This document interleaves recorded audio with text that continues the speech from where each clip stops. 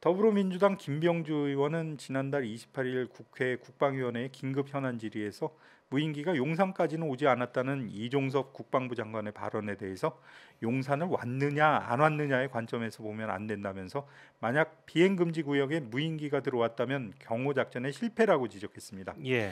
김 의원은 다음 날에도 합참이 제출한 북한 무인기의 서울 상공 항적도를 GPS에 대입해서 분석한 자료를 근거로 무인기가 은평구, 종로구, 동대문구, 광진구, 남산 일대까지 왔다 간 것 같다면서 대통령실이 있는 용산으로부터 반경 3.7km가 P73 비행금지 구역인데 그 안을 통과했을 확률이 높다고 주장했습니다. 자, 그러면은 이게 그 대통령실이 지금 현재 용산에 있고요. 네, 그리고 그것을 둘러싸고 이렇게 그렇습니다. 반경 3.7km. 3.7km가 비행 금지 구역이라는 그렇습니다. 거죠. 이게 2해리거든요.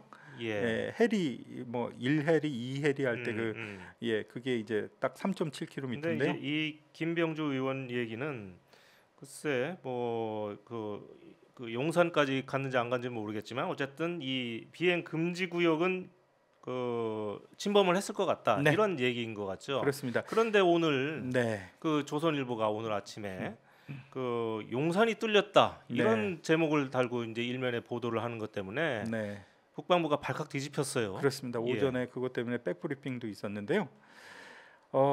근데 군 당국은 지금까지도 용산이 뚫린 건 아니다. 용산 상공을 지나가는 것은 아니다라는 거거든요. 그러니까 이건 물리적으로 용산구 상공을 지나간 건 아니다. 뭐 이런 의미로 파악이 됩니다. 우선 그 P73 네. 요거부터 한번 설명을 좀 네. 해주세요. P73 비행금지 구역은 한강, 강남구, 서초구 등 남쪽 구역과 서울시청 중구, 남산 등 북측 구역이 포함되는데요.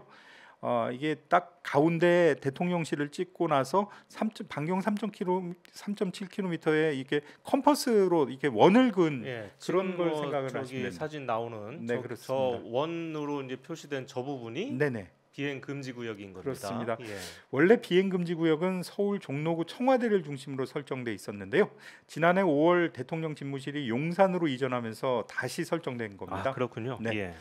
바로 오늘 오전 합참 관계자는 국방부 출입 기자들과 만나서 서울에 진입한 적 소형 무인기 한 대로 추정되는 항적이 비행 금지 구역의 북쪽 끝 일부를 지난 것으로 보인다고 밝혔습니다. 예. 다만 이 관계자는 무인기가 지나간 지점은 대통령실의 안전을 위한 거리 바깥이라고 설명을 했습니다. 그러니까 네. 이 국방부 설명에 네. 따르면 비행 금지 구역을 살짝 스치고 지나간 그렇습니다. 거지. 네. 대통령실이 있는 그 건물, 용산에 그렇습니다. 있는 그 건물 상공에까지 온 건 아니다. 그렇습니다. 이렇게 얘기를 한 거잖아요. 용산 상공을 지나지 않았다라는 것 여러 차례 강조를 했습니다. 네. 그런데 문제는 그 상공을 지나지 않으면 괜찮은 겁니까?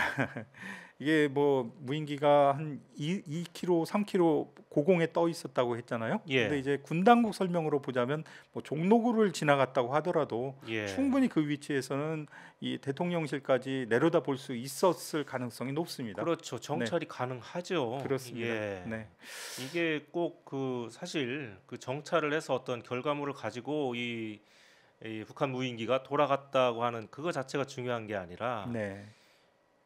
이 왔다 갔다는 게 중요한 거 아니겠습니까? 그렇습니다. 이게 무력 시위 내지는 네. 어떤 그 남쪽의 어떤 그 있던 그 준비 태세를 점검하기 위해서 정찰을 하기 위해서 떠보기 위해서 네. 이렇게 왔다 간 거기 때문에 네. 저는 대통령실까지 진짜 왔느냐 안 왔느냐 이 얘기는 별로 중요하지 않다고 생각이 됩니다. 자기들 네. 목적을 달성하고 간 거 아니겠습니까? 네. 예.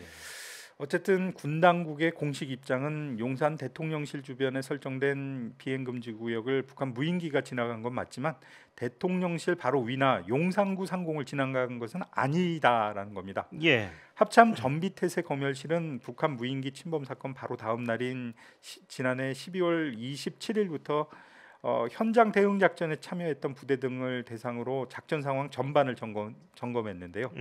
이 과정에서 무인기가 레이더상에서 포착됐다가 특정 구간에서는 사라지는 상황이 발생했던 것을 포착한 것으로 알려졌습니다. 예. 레이더에서 사라진 일부 구간에서 북한 무인기가 실제로 어떻게 이동했는지는 명확히 알 수가 없어서 용산 근처까지 무인기가 접근했을 가능성을 100% 배제할 수는 없는 상황입니다. 그러니까 애초에 이 그 김병주 의원의 그 주장에 대해서 이종섭 장관이 얘기했을 때 이때부터 이 레이더에서 북한 무인기가 사라졌다는 그런 얘기를 하지 않았습니까? 네, 그러니까 사라졌는데 어떻게 이 무인기가 용산까지 오지 않았다라고 이렇게 확신에 차서 이렇게 얘기할 수가 있는지 네, 이거는 좀 잘 이해가 가지 않습니다. 그렇습니다. 예. 예. 네.